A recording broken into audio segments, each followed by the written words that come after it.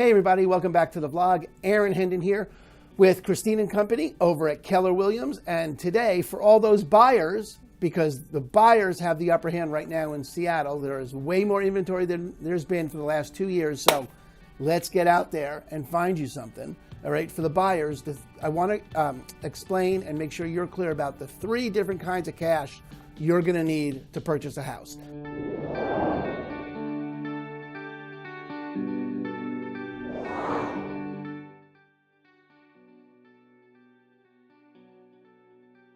That's earnest money, down payment, and closing costs. There are 3 different things. Ready? Earnest money. Earnest money is money that you put up at the time of the writing of the contract that shows that you are, ready?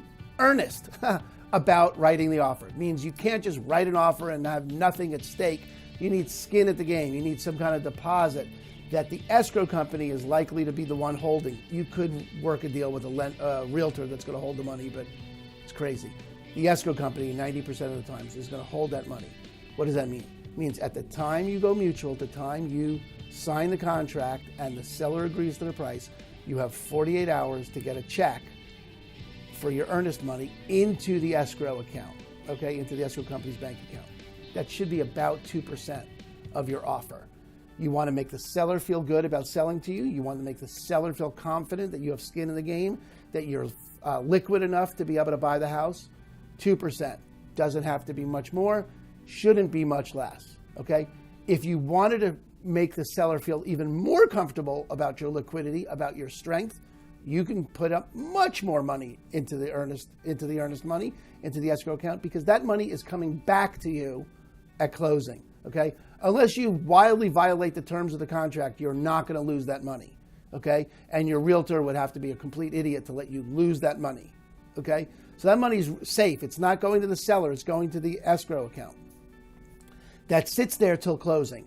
You can apply that to either your closing costs or your down payment. So let's talk about those. Closing costs.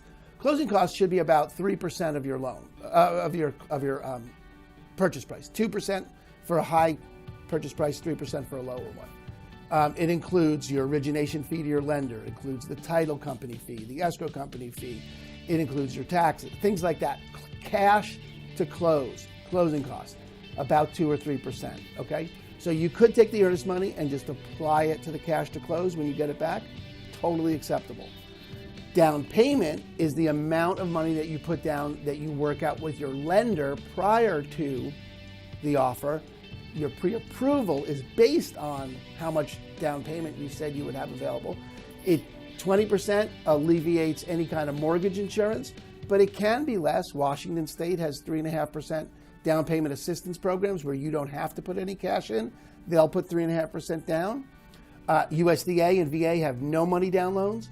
So there are loans you can get for less than 20% down, but you still need cash to be able to buy a house. You need an earnest money, and that money can be used to cash to close. So in any event, even the no money down loans require cash. That's my point. Okay, so earnest money is money that comes up front at the time of you go mutual, goes into the escrow account. You get that back at closing. You could apply that to your down payment or to your cash to close, but those are 3 separate things: earnest money, down payment, cash to closing costs. Okay. If you have questions about that, or you want more information, or you are ready to buy, you've been looking for the best time to buy in Seattle, this is it. The last 2 years, I have not seen a better market. So if you're ready to go, or you have any questions, give me a call, text, email. Let me know what I can do for you. Thanks for coming by the vlog. Bye.